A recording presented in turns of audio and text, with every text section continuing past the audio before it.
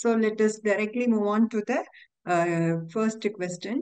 So first question pathina, which of the following are features of mass communication? So in the question it is regarding the mass communication. So mass communication உடைய characteristics எல்லாம் நம்ம பார்த்திருந்தோம். So mass communication உடைய features கொடுத்திருக்காங்க. இதுல combination of options நம்ம select பண்ணணும். So the options are face to face, private, public, rapid, from professional source. So இப்ப பாத்தீங்கன்னா we all know இது mass communication நிச்சயமா face to face கிடையாது. So இந்த option ruled out. And இது private கிடையாது. ஏன்னா அது பேரே பாத்தீங்கன்னா mass communication. So it is not private. Individual messages, customized messages இது கிடையாது. It is appealing to a mass people. So இது private is not the answer. Obviously mass communication appealing to the public. So ஒரு heterogeneous group appeal பண்றது mass communication. Rapid அதாவது transmission, speed of transmission of messages very fast. அதனால rapid ஒரு large group of people reach பண்ண முடியும். So rapid is the answer. And it is obviously from a professional source. So media outlets are government agencies, corporations, அவங்க எல்லாருமே ஒரு professional source. So once again.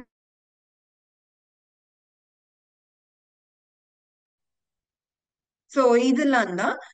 So answer பாத்தீங்கன்னா இந்த questionக்கு C, D and E இதெல்லாம் தான் answer. So A and B are not the answer. So இது போக we will see some of the features of mass communication. இதுல கொடுத்திருக்கோம். So mass communication represents the creation and sending of a homogeneous message. So ஒரு question படிக்கும் போது question repeat ஆகாது, concepts repeat ஆகும். So mass communication உடைய featuresல இருந்து question வருதுன்னா once mass communicationல வேற என்னென்ன elements எல்லாம் இருக்குது, வேற என்னென்ன components எல்லாம் இருக்குன்னு இது go through பண்ணுங்க. So இதுல it is sending a homogeneous message. அதாவது ஒரே message தான் கொடுக்க போறோம். Personalized message mass communicationல இருக்காது. So sending a homogeneous message to a large heterogeneous audience. So audience diverse groupல இருப்பாங்க. எல்லாருமே ஒரே மாதிரி பேக்ரவுண்ட்ல இருக்க மாட்டாங்க. So audience ஓட nature heterogeneous, but message ஓட nature homogeneous. Same message but to different kind of audience. So இது main features of mass communication. So and then பாத்தீங்கன்னா unidirectional flow. Unidirectional flow media outlets, mass media outlets ல இருந்து we are sending the message to a wider group of people. இந்த எல்லா group of people கிட்ட இருந்து இங்க feedback போகும் அப்படின்னா very very very very less. So and also the feedback is not the speed of the feedback is not so fast. So அதனால we call this as a delayed feedback. So millions and millions of people approach பண்ற communication, approach பண்ற message பாத்தீங்கன்னா only very few, அதுவும் necessity கிடையாது. So only few are going to send the feedback. That too in the time ரொம்ப delayed feedback தான் இருக்கும். So it is unidirectional.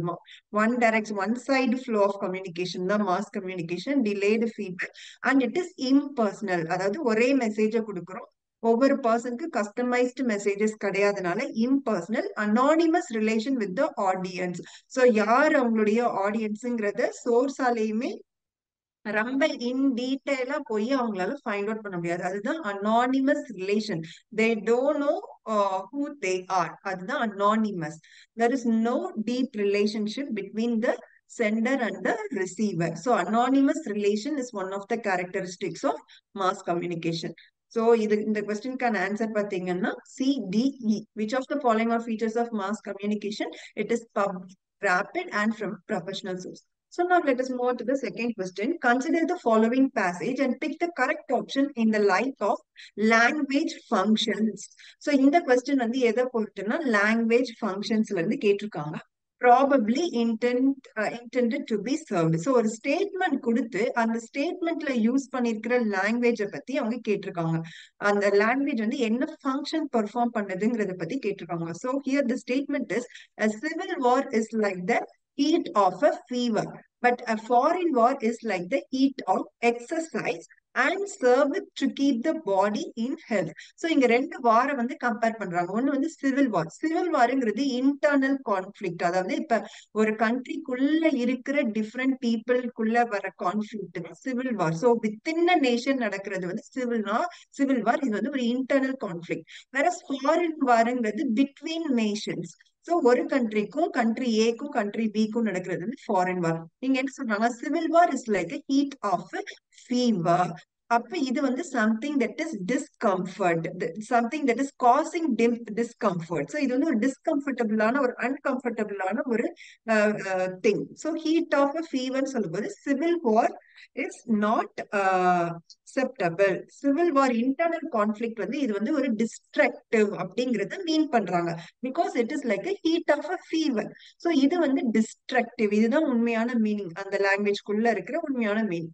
But a foreign war is like heat of exercise. So exercise பண்ணும்போதும் we are moving towards some sort of uncomfortable zone. அது comfort zone கிடையாது. Exercise பண்ணும்போது that is an uncomfortable zone. But still அது வந்து it produces some good result. ஏன்னா இது வந்து like a heat of exercise. இது வந்து it strengthens the nation அப்படிங்கிறது தான் இதோட மீனிங். சோ இதுல பேசிக்கா என்ன சொல்றாங்கன்னா, சிவில் வார் டிஸ்ட்ரக்டிவா இருக்கனால இதை we have to avoid. And foreign war வந்து it promotes the it means it strengthens the nation. So it is not as bad as civil war. இதுதான் இந்த சென்டென்ஸோட உண்மையான மீனிங். இப்ப இதுல உள்ள ஃபங்க்ஷன்ஸ் பாத்தீங்கன்னா டைரக்டிவ் அப்படின்னா some kind of instruction. So இதை பார்த்தாலே தெரியுது, டைரக்டிவ்னா சம் கைண்ட் ஆஃப் இன்ஸ்ட்ரக்ஷன்ஸ். அப்ப அவங்க என்ன இன்ஸ்ட்ரக்ட் பண்றாங்க, avoid civil war, do not avoid foreign wars. In foreign war, as per the sentence, foreign war வந்து it serves to keep the body in health. It maintains the healthy condition of the body. அதனால this is right. Avoid civil war. ஏன்னா civil war is like the heat of a fever, which means it is somewhat destructive. So இந்த directive function வந்து right. Avoid civil war and do not avoid foreign wars because it strengthens the nation. Second, இன்ஃபர்மேட்டிவ்னா ஏதோ ஒரு information கொடுக்குது. So இதுல என்ன informative function பாத்தீங்கன்னா, civil war weakens a nation. Of course இது வந்து ஹீட் ஆஃப் அ ஃபீவரோட கம்பேர் பண்ணிருக்காங்க. அதனால இதோட இம்ப்ளைடு மீனிங் என்னன்னு பாத்தீங்கன்னா, civil war weakens a nation, but foreign war strengthens a nation. இது ரெண்டுமே எக்ஸ்பிளிசிட்டா நமக்கு தெரியுது. சோ இன்ஃபர்மேட்டிவ் ஃபங்க்ஷனும் ரைட். அண்ட் எக்ஸ்பிரசிவ்னா சம் கைண்ட் ஆஃப் எமோஷன்ஸை வந்து அது வந்து எவோக் பண்ணணும். அதுதான் expressive function of a language. So இங்க என்ன சொல்லியிருக்காங்க அப்படின்னா, to evoke sympathy towards civil war and disapproval of foreign war. But sentence வந்து அப்படி கிடையாது. சோ அவங்க வந்து சிவில் வார்க்கு அகெயின்ஸ்டாகவும் ஃபாரின் வார் அப்ரூவ் பண்ணியிருந்தா சென்டென்ஸ் இருக்கு. பட் இந்த ஆப்ஷன்ல பாத்தீங்கன்னா, to evoke sympathy towards civil war and disapproval of foreign war, just ஆப்போசிட்ல கொடுத்திருக்காங்க. So this is also not the right answer. அப்ப இந்த லாங்குவேஜ் ஃபங்க்ஷன் இந்த பர்டிகுலர் சென்டென்ஸ்ல என்னென்ன ஃபங்க்ஷன் பெர்ஃபார்ம் பண்ணுது அப்படின்னு, டைரக்டிவ் அண்ட் இன்ஃபர்மேட்டிவ். சோ இதுக்கு ஆன்சர் பாத்தீங்கன்னா A and B. இதுதான் ஆன்சர். அண்ட் இது வந்து நம்ம லாங்குவேஜ் ஃபங்க்ஷன்ஸ் வேற இதுல நம்ம பார்க்கும்போது பார்த்திருந்தோம் கிளாஸ்ல, லைக் எமோட்டிவ், ஃபட்டிக், அந்த மாதிரிலாம் பார்த்திருந்தோம். You can go through the 5 functions of language. இன்ஃபர்மேஷனல்னா அந்த லாங்குவேஜ், அந்த வேர்ட்ஸ் வந்து it is conveying some information. எக்ஸ்பிரசிவ்னா எமோஷன்ஸ் எக்ஸ்பிரஸ் பண்றது. டைரக்டிவ்னா சம் சார்ட் ஆஃப் கைட்லைன்ஸ் இல்ல ஒரு ஆர்டர்ஸ், கமாண்ட்ஸ் கொடுக்கறது டைரக்டிவ். ஏஸ்தட்டிக்னா ஃபிகரேட்டிவ் ஸ்பீச். இது நம்ம பார்த்திருந்தோம். லைக் ஃபிகர்ஸ் ஆஃப் ஸ்பீச்சை யூஸ் பண்ணி ஒரு விஷயத்தையே ரொம்ப அழகா சொல்றது வந்து ஏஸ்தட்டிக். அண்ட் ஃபெட்டிக் அப்படின்னா இன்டர்பர்சனல் ரிலேஷன் மெயின்டைன் பண்றதுக்காக சொல்றது ஃபெட்டிக் காம்பனன்ட். So இது வந்து 5 functions of knowledge language, you just know it. So இதுக்கான ஆன்சர், செகண்ட் கொஸ்டின்கான answer option 3 A and B. Now let's move on to the third question. When communication is top down in the form of directives, it is recognized as. So top down communication, இது வந்து டாப்ல இருந்து it is coming down. So in the form of top down communication express பண்ணிட்டாங்க. கம்யூனிகேஷன்லயே நிறைய different இது இருக்கு. அதுல இவங்க வந்து இந்த form of directives, so some sort of instruction, some sort of commands, guidelines, இதுதான் வந்து பாத்தீங்கன்னா இது வந்து very very simple question. So lateral கம்யூனிகேஷன்னா என்னது, ஒரு டிபார்ட்மெண்ட்ல இருந்து இன்னொரு டிபார்ட்மெண்ட், இவங்க ரெண்டு பேருமே சேம் ஹையரார்கிக்கல் லெவல்ல இருப்பாங்க. சோ இந்த மாதிரி ஹரிசாண்டலா கம்யூனிகேட் பண்றது தான் லேட்ரல் கம்யூனிகேஷன். லைக் மார்க்கெட்டிங் உடைய manager is communicating to production manager அப்படின்னு ரெண்டு பேருமே சேம் ஈக்குவல் கேடர் தான். And then they are equal கேடர்ல இருக்கவங்க கம்யூனிகேட் பண்றது வந்து lateral communication. So collateral communication பாத்தீங்கன்னா some sort of mixed form of communication. இது வந்து mixed form of communication collateral communication. And external கம்யூனிகேஷன்ல it is happening outside the organization. So external communication is outside the sphere of the organization, external communication. So இது வந்து this is obviously official communication. So it is coming from top to the bottom. So superior கிட்ட இருந்து subordinate க்கு வருது. That too in the form of directives. அப்ப இது வந்து நிச்சயமா இன்டர்னலா நடக்கிறது. And in the as it is in the form of directives, some sort of guidelines, orders, commandsங்கிறதுனால இது வந்து definitely it is an official communication. So top bottomங்கிறனால lateral communication கிடையாது, collateral communicationும் கிடையாது. And in the form of directives அப்படிங்கறனால இது வந்து ஒரு external communicationும் கிடையாது. This is obviously official communication. So இதுக்கான ஆன்சர் வந்து அஃபிஷியல் கம்யூனிகேஷன். ஸோ நம்ம டைப்ஸ் ஆஃப் கம்யூனிகேஷன் பார்க்கும்போது downward communication. So top to bottom அப்படின்னா என்ன அர்த்தம்? இன்னொரு மீனிங் வந்து இட் இஸ் டவுன்வர்ட் கம்யூனிகேஷன். இதுக்கு என்னெல்லாம் எக்ஸாம்பிள்ஸ் வரும்னு பாருங்க. Like orders, instructions, directions, circulars, commands, இது எல்லாமே டாப் டு டவுன். டாப் டவுன்னா சுப்பீரியர் இருந்து சபார்டினேட், டவுன்வர்ட் டைரக்ஷன். இது வந்து அப்வர்ட் டைரக்ஷன். ஸோ பாட்டம்ல இருந்து அப்வர்டுக்கு போறது வந்து இது அப்வர்ட் டைரக்ஷன் கம்யூனிகேஷன். இதுல இன்னொன்னு பாத்தீங்கன்னா இது எல்லாமே நம்ம ஃபார்மல் கீழே பார்த்துருக்கோம் இந்த types of communication. So upward டைரக்ஷன்ல ஓப்பன் டோர் பாலிசின்னு ஒண்ணு இருக்கும். இது வந்து என்னன்னு பாத்தீங்கன்னா எம்ப்ளாயீஸ் கிட்ட வந்து they will give the freedom. Superiors வந்து எம்ப்ளாயீஸை கால் பண்ணி ஒரு இன்ஃபார்மலான ஒரு என்விரான்மெண்ட்டை கிரியேட் பண்ணி அவங்களுக்கு ஒரு ஆப்ஷன் கொடுப்பாங்க. அவங்களோட கன்சர்ன்ஸை எக்ஸ்பிரஸ் பண்றதுக்கான ஒரு ஆப்பர்ச்சுனிட்டி கொடுப்பாங்க. ஸோ அதுதான் ஓப்பன் டோர் பாலிசி. ஸோ இது வந்து ஃபார்மல் செட்டப்ல நடந்தாலுமே சுப்பீரியர்ஸ் என்ன பண்ணுவாங்கன்னா ஒரு இன்ஃபார்மல் என்விரான்மெண்ட்டை கிரியேட் பண்ணி ஒரு ஓப்பன் டாக் மாதிரி போகும். ஸோ சப்போஸ் எக்ஸாம்ல ஓப்பன் டோர் பாலிசி வந்து ஃபார்மல் கம்யூனிகேஷனுக்கு எக்ஸாம்பிளா இன்ஃபார்மல் கம்யூனிகேஷனுக்கு எக்ஸாம்பிளா கேட்டாங்கன்னா you just choose the option informal. இது ஒரு ஆர்கனைசேஷன்ல நடக்கிறது தான்.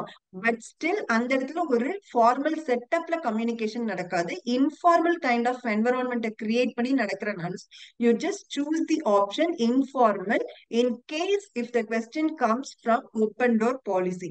அண்ட் கவுன்சிலிங் வந்து it can be formal or informal. And ombudsperson ஒரு இது இருக்கு. ஸோ இதுவும் எம்ப்ளாயீஸ் உடைய கம்ப்ளைண்ட்ஸை ஹேண்டில் பண்ணுது. ஸோ இதுவும் பாத்தீங்கன்னா ஒரு இன்ஃபார்மல் அசிஸ்டன்ஸ் தான். So ombudsperson is also informal assistance. So you just remember it. Open door policy வந்து informal communication.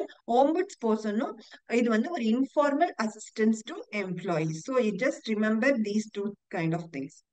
And now let us move on to the so in the third question the answer official communication. When communication is top down in the form of directives, it is recognized as official communication.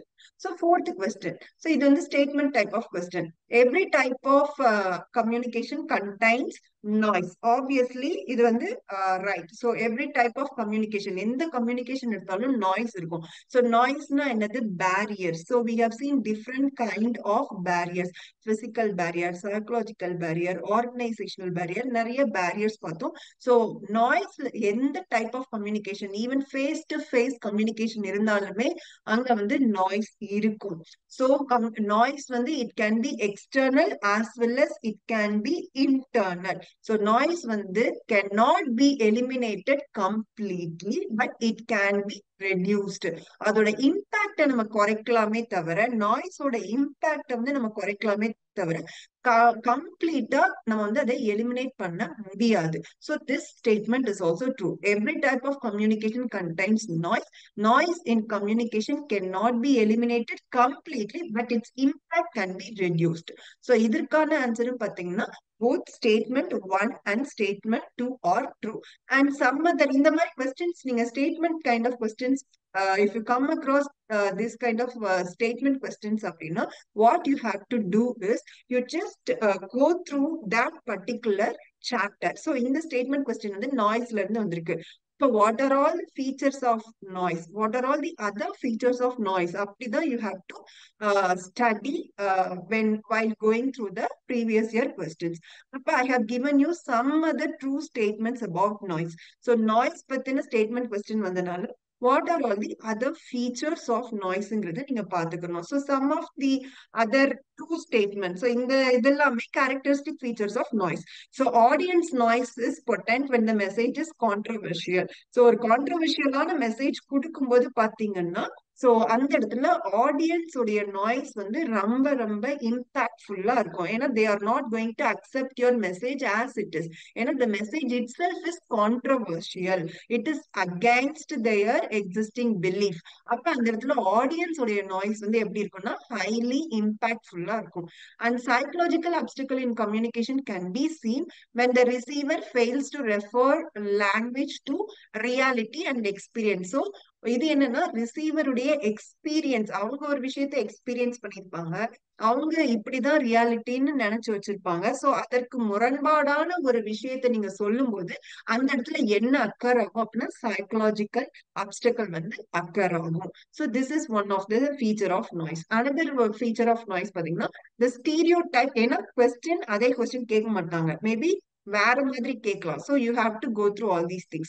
The stereotypes held by one also contribute to the failure of language to reflect social reality. So நம்ம stereotypes இது எல்லாமே barriersல பார்த்திருக்கோம். So stereotypesனா என்னது? ஒரு wrong belief, இவங்கன்னா இப்படிதான் இருப்பாங்கன்ற ஒரு wrong belief தான் stereotype. அப்ப இட் இஸ் அ ஃபெயிலியர். இது என்ன failure? Failure to reflect the social reality. So ரியலா இல்லாத ஒண்ணு வந்து they are believing. So stereotypes held by one person வந்து it contributes to the failure of language to reflect the social reality. So if someone is believing something in a wrong manner, it does not reflect the social reality. So this statement is also right about noise. Semantic barriers na நமக்கு தெரியும். So ஒரு லாங்குவேஜ means ஒரு வேர்டை வந்து புவரா express பண்ணிருக்காங்க அப்படின்னா அதோட மீனிங்க டிஃபரெண்டா நம்ம இன்டர்பிரட் பண்றதுதான் என்ன சொல்லணும்னா semantic barrier. So semantic barriers usually it arises from the poor expression of message. இதுலயே நிறைய டிஃப்ரெண்ட் டைப்ஸ் எல்லாம் நம்ம பார்த்திருக்கோம். You just go through the barriers.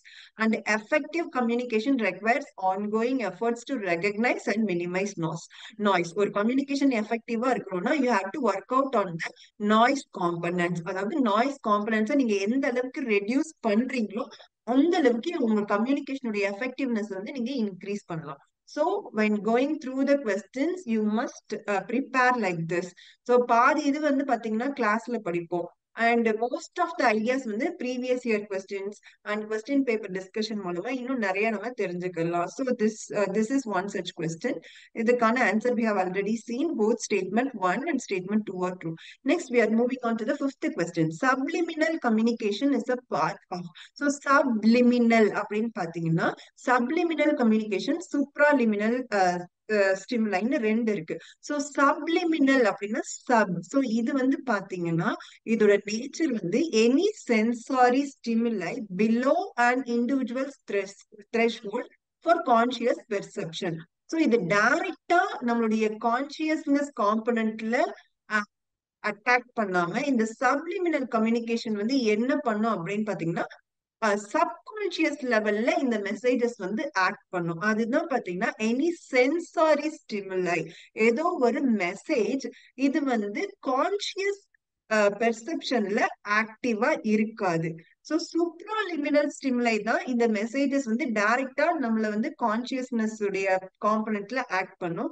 But subliminal வந்து நம்மள அன்கான்சியஸா என்ன பண்ணுவாங்கன்னா நம்மள வந்து மேனிப்புலேட் பண்ணுவாங்க. அதுதான் சப்லிமினல் கம்யூனிகேஷன்.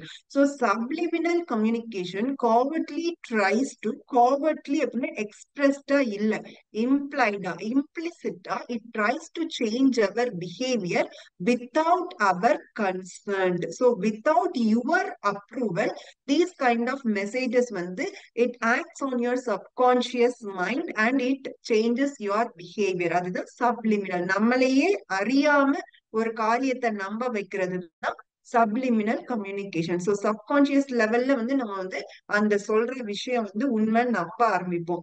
சோ இது வந்து நம்மளால அந்த இடத்துல நம்ம வந்து ஒரு டிசர்ன் பண்ண முடியாது. டிசர்னிங் கெப்பாசிட்டி அந்த இடத்துல ஒர்க் அவுட் ஆகாது. அதுதான் சப்லிமினல் கம்யூனிகேஷன்.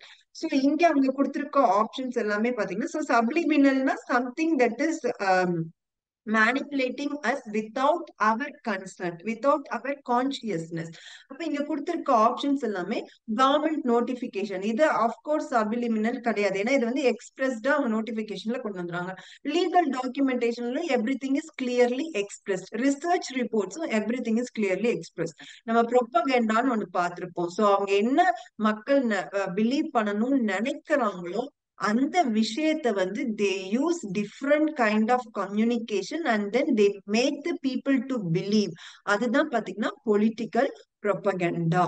சோ இப்படிதான் அவங்க நினைக்கணும்னு நினைச்சா அதுக்கு தகுந்த மாதிரி அவங்க மெசேஜஸ் கொடுப்பாங்க.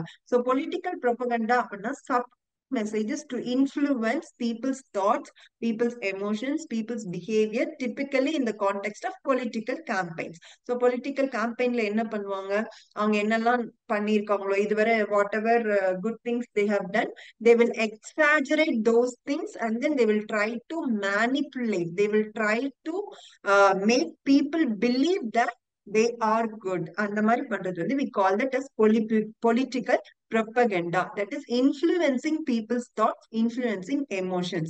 So கொடுத்திருக்க ஆப்ஷன்ல நோட்டிபிகேஷன், டாக்குமெண்டேஷன், ரிப்போர்ட்ஸ் எல்லாமே அது எதுவுமே சப்லிமினல் இல்ல, அது எல்லாமே சூப்ராலிமினல் கம்யூனிகேஷன். இதெல்லாம் படிக்கும் போதே உங்களுடைய கான்சியஸ் லெவல்ல இருந்து நீங்க இன்டர்பிரட் பண்ணுவீங்க. கவர்மெண்ட் நோட்டிபிகேஷன், டாக்குமெண்டேஷன், ரிப்போர்ட்ஸ் எல்லாமே கான்சியஸா நீங்க வந்து இன்டர்பிரட் பண்ணுவீங்க, டிசர்ன் பண்ணுவீங்க, அனலைஸ் பண்ணுவீங்க. பட் பொலிட்டிக்கல் ப்ரொபகண்டா அப்படி இல்ல. So they are trying to influence the people's opinion. So அது வந்து subliminal communication.